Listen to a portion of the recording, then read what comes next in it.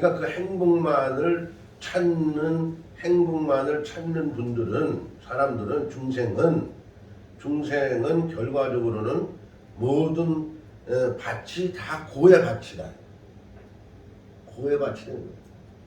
근데 결과적으로 그 고루만 우리가 인지하고 인정하고 살면 자기를 이제 한마디로 이제 그 가두는, 낙후시키는 결과로 만들 수밖에 없죠.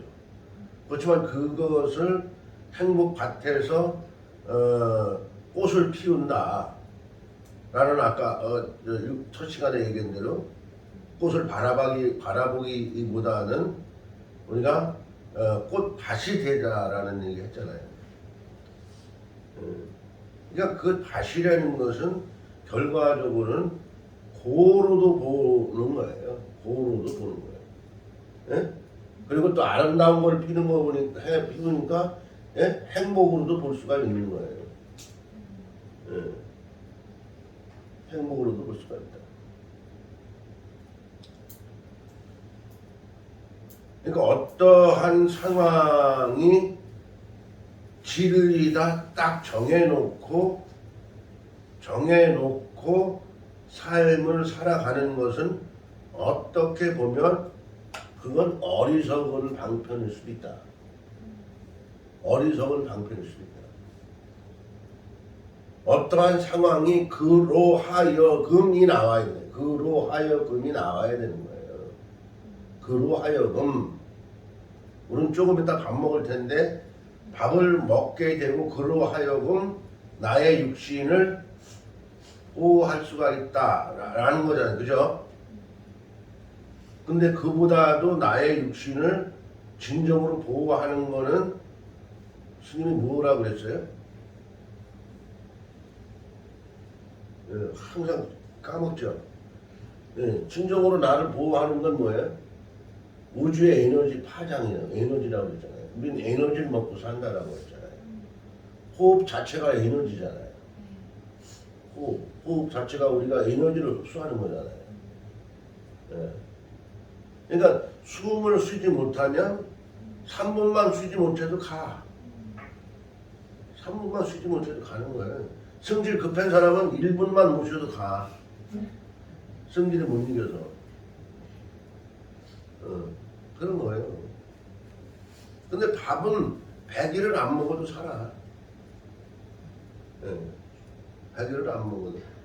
그 지율 스님인가? 천선산 무슨 저기 해가지고 100며칠 금식 단식 하셨잖아요. 기분이시. 지금도 건강하게 생활을 하고 계세요. 그러고 계세요. 근데 그렇지만 그분이 호흡을 3분만 못했어가 끝났지. 그러니까 그러한 에너지의 기운을 우리는 먹고 살고 있는 거고, 그 에너지의 기운이라는 것은 태초에 세간법이 출현하기 이전, 아담과 이브가 선악과를 따먹기 이전에는 오롯이 그 에너지로만 살았던 거예요. 우리 인간이 에너지로만 살았던 거예요. 그러니까 지금 우리가 볼 수 있는 게 뭐야? 이런 나무, 꽃들, 이런 것들, 모든 만물을 보면 입이 달려있어요. 입이 빵긋빵긋 해가지고 막 물도 먹고 막 빛도 먹고 영양도 먹고 막 그러나 잎이 안 그렇잖아요. 그냥 가만히 있어도 에너지만 먹고 살고 있는 거예요. 만물이. 우리도 원래 태초에는 그랬다는 거예요. 세간법 이전에 아담과 이브가 무화과 열매를 따먹기 이전에, 맛을 보기 이전에, 한마디로 말해서 기쁜 마음만 먹으면 그 순간 충전이 되는 거예요. 음식이 충전이 되고, 또 어떠한 내가 바라는 어떤 것들도 선한 마음만 먹으면 그냥 자동적으로 충전이 됐던 거예요. 신과 같은 존재였던 거죠. 신과 같다라는 존재였던 것이다 라고 하는데 그 신이라는 것은 이제 여러 가지 분류가 되는데 우리 지금도 우리는 인신이라고 우리 인신이야. 예. 인신이에요. 신으로 보면은 신이 아닌 게 없는 거예요. 다 신인 거예요. 나무도 목신이라고 그래. 그잖아. 예. 그러니까 신이 아닌 게 없어. 신으로 얘기하면.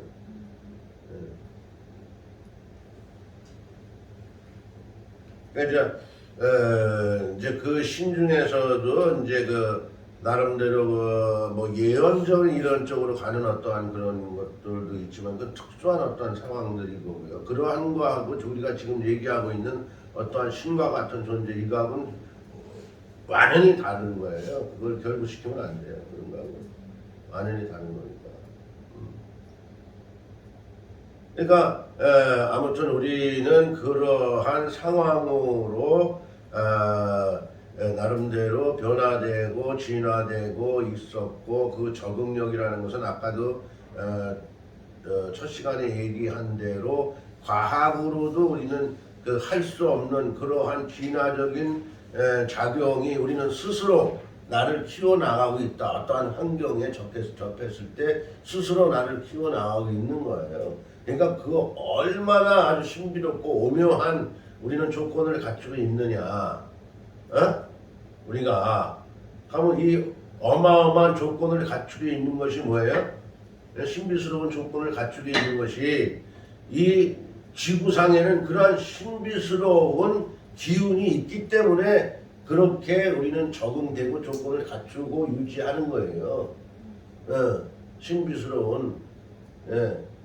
근데 우리는 항상 얘기하지만 금강경에서 아상, 인상, 중생상, 수자상 얘기하잖아요. 상에 빠져서 사는 거야. 나라는 존재가 나로 하여금 모든 것이 정리가 되고 나를 하나의 유일한 존재로 우리는 보고 있어요. 그것이 아니다라는 거예요. 그거 아상, 인상, 중생상, 수자상의 사상에 해당이 되는 거예요. 그게. 그렇다는 거거든요.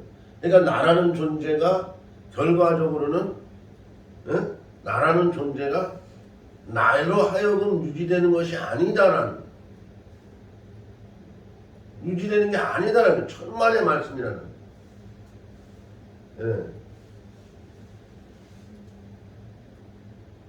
그러니까 함께 하지 않으면 안 된다. 그러니까 이제 연기법 얘기하는 거예요. 그럼 연기법에서 지금 여러분들 종이 가지고 있잖아요. 종이 가지고 있죠. 종이 한번 들어봐. 들어봐. 잘 듣네. 잘 듣네. 그 종이가 구름이요, 구름. 하늘의 구름. 하늘의 구름이라고. 이해해요? 이해할 수 있어요?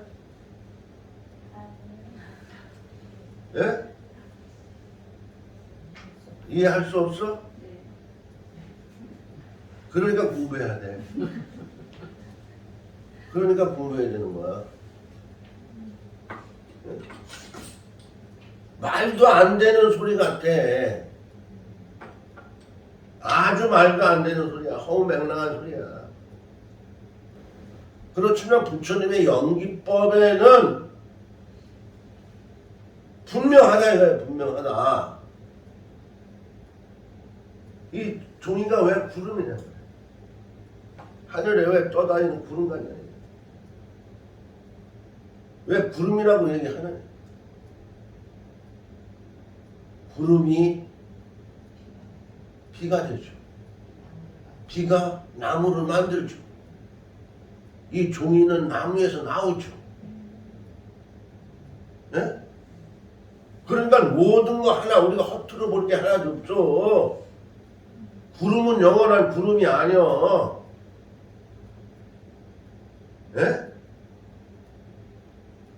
이 종이가 또 구름이 돼. 이 발화가 돼서 또 그 수증기로 올라가서 또 구름이 되는 거예요. 아니, 예.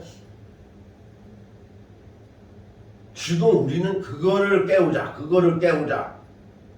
그거를 알자. 그거를 배우고 익히자 이거예요. 예? 이러한 오묘한 것을 아는 우리는 얘기할 때 스님이 정말 감동에 복받쳐. 정말이에요. 예. 우리는 이러한 삶을, 이 오묘한 삶을 살고 있어요. 우리는 정말 극락 천당 하는데 우리는 진정으로 극락에 천당에 살고 있습니다. 생활하고 있는 거예요.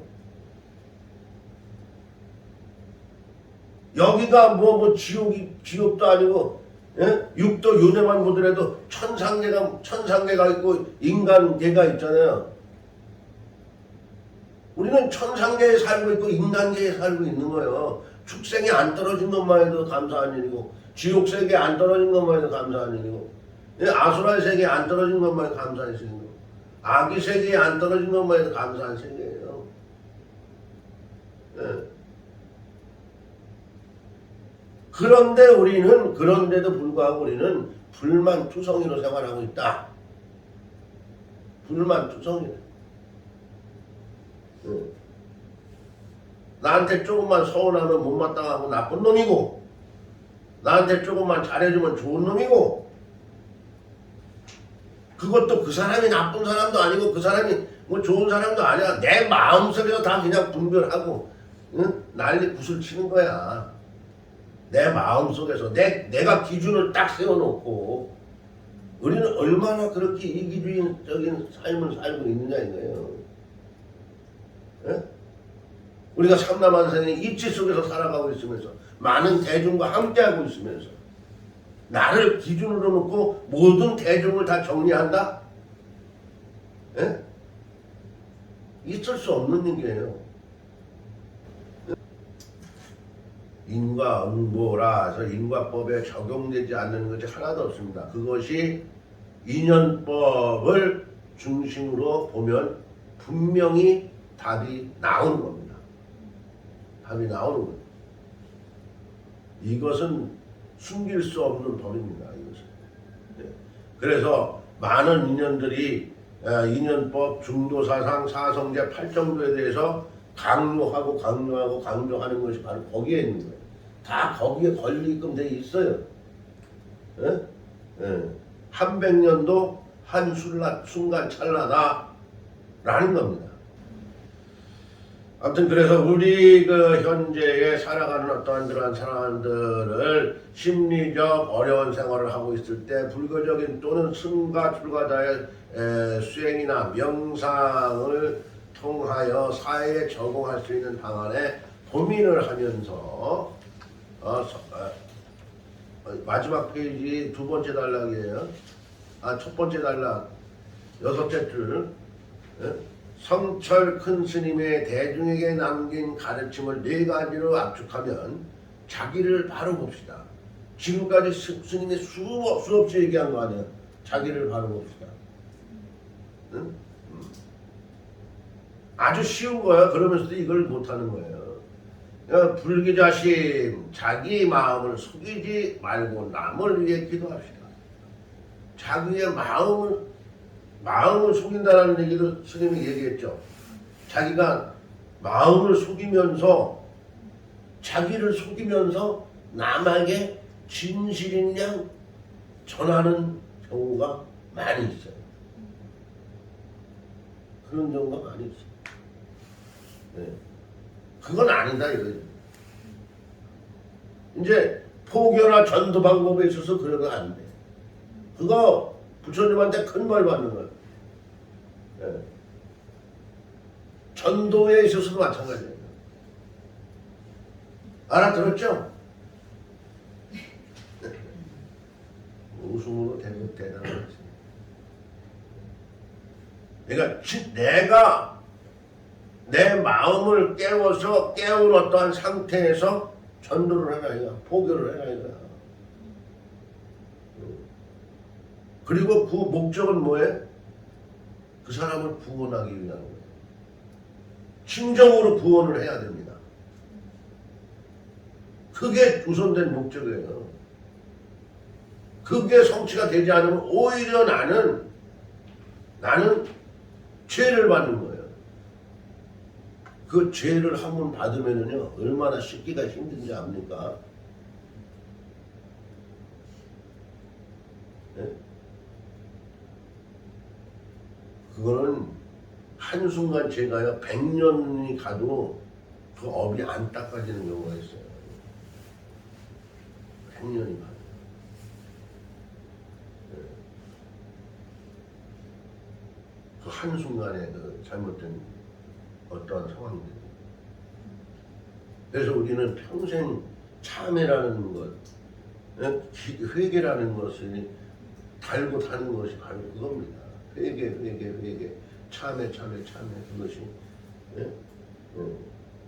또 남모르게 남을 도웁시다. 남모르게 남을 도웁시다. 남모르게 하는 것은 뭐 도둑질도 남모르게 하는 거죠. 예? 근데 남모르게 도둑질 하지 말고 남모르게 돕자. 남모르게 돕자. 그리고 일체 중생을 대신 참여하고 일체 중생을 대신 참여하고 제가 스님이 그저께 많이 울었어요. 차 안에 돌아다니면서 울었어요. 스님. 뭐 다른 뭐 어른들 같은 건 뭐 그런 얘기 안 하겠지만 스님은 뭐 가시가 뭐 숨 보거나 말거나 이제 여기 절에 있는 도사도 몰라. 왜 울었느냐? 우리 형님이 둘째 형님이 있는데 이 양반이 몸이 아픈 지 10여 년이 됐어. 10년도 넘었어. 그래가지고 또 뭐 그 공포증이 있어가지고 그 MRI 찍고 뭐하고 그러는데 그 통에 못 들어간다는 거야. 공포증이 있어. 그걸 못 들어가. 그래가지고 그것도 싫어하고 그러는데 아무튼 근육이 약간 뭐 마비되고 그러면서 이제 그런 병이요. 근데 말을 제대로 못해요. 뭐 파킨슨병 같은 것도 그렇고 그래. 근데 이제 며칠 전에 뭐 그 형님 앞으로 되어 있는 이천에 땅이 있어요. 그걸 파느니 뭐하느니 막 그러더라고. 그래서 뭐 좀 궁금하기도 하고 그래서 이제 이렇게 저렇게 이제 하루 이틀 연락을 하다 보니까 부동산에서 계약을 했다는 거야. 계약을 했다는 거야. 근데 그 양반이 거기서 여기까지 내려와서 계약할 상황이 아니거든요. 그래서 구체적인 걸 알아보니까 부동산에서 그 집에 찾아가가지고 거기서 또 그러니까 부천이야. 형님이 살고 있는데 부천이야. 여기 이천 설성에서 부천까지 차를 가지고 가가지고 태워가지고 와가지고 계약을 하고 또 데려다 줬다는 거야. 이 나쁜 놈들 아니야? 부동산 놈들이 나쁜 놈들 아니야? 인지 능력이 떨어지고 환자인데 그런 사람을 데려다 놓고 그 재산을 계약한다는 거야. 네? 그 스님이 화가 나더라. 화나도 화난데도 못하잖아 또. 머리는 빡빡 깎아가지고 화난다고 지랄을 하고 돌아다녀와 또 물어보겠어 또. 똥강아지만도 못하게 볼 거 아니야. 그래서 참아가면서 거기 갔어요. 그랬더니 이 양반은 또 원칙적인 얘기를 하는 거야. 부동산 중개자는. 스님도 원칙적인 얘기를 했죠. 응? 부동산 법은 모르나 사회적인 통상적인 어떠한 룰이 있다. 남녀노소 노약자는 보호자가 필요하다고 알고 있다. 응? 보호자가. 이 사람이 계약을 할 때 보호자가 있었느냐? 나이도 60이 넘었고 지금 사회적으로도 경로 우대를 받을 나이다. 응? 야 70이 넘어. 70이네 70. 70이니까 경로 우대를 받을 나이잖아요. 그러면 보호자가 있어야 돼. 그런데다 환자야. 걸음도 못 걸어. 말도 못해. 말을 알아들을 수가 없어요. 그런 사람하고 어떻게 계열해요? 마음 같아서는 아주 그냥 때려서 그냥 아주 그냥 이렇게 해오고 싶더라고 그 사람은. 응? 네가 인간이냐? 너 돈 몇 푼 벌어먹으려고 그런 사람을 들여다 놓고 앉혀놓고 계열하냐? 그러면서 계약을 파기까지는 얘기 안 했고 그냥 스톱 보류시켜놔라 그랬어. 보류시켜놔라. 그럼 형제들 간에 의논을 해서 이거 정리할 거다. 계약 위반으로 된다라고 하면 돈을 계약금을 더 줘야 된다며. 그렇게 하든지 저렇게 하든지 할 거니까 보류를 시켜놔라. 그랬어. 그랬더니 나보고 협박한다는 거야. 협박한다는 거야. 그래서 참 그러면 나는 절대 협박적인 얘기를 한 게 아니다. 협박이라는 것은 응? 함부로 쓰면 안 된다. 응? 우리 부동산 사장이 그렇게 얘기한다라고 하면 나는 원칙적으로 한마디 더 하겠다. 내가 진단서 가져오겠다. 응? 형님 진단서 갖고 올게. 응? 그러면 당신 문도 닫아야 돼.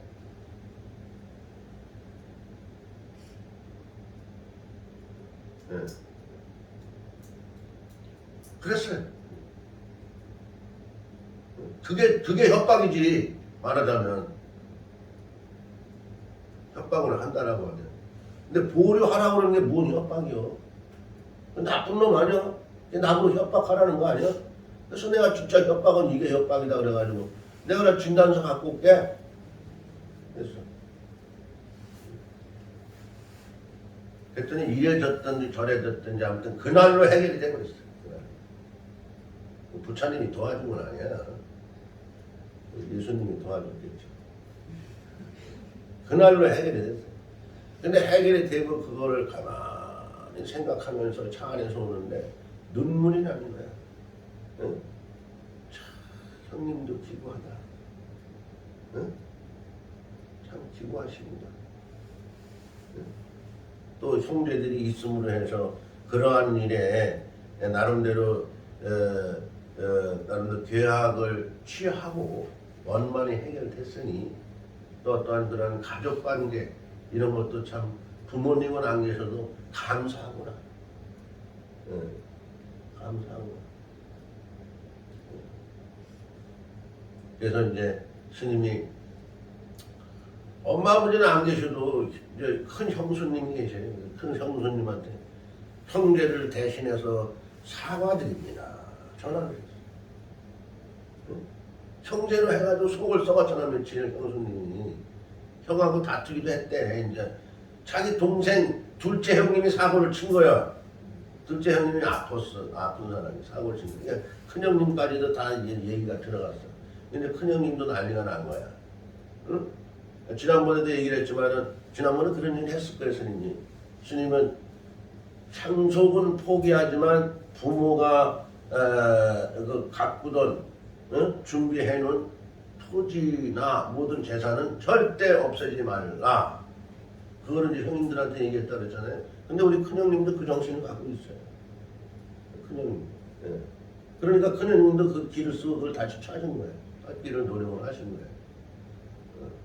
그러니까 이제 뭐 큰형님도 화가 나가지고 뭐 부부간에 싸움을 하고 그랬더니 또.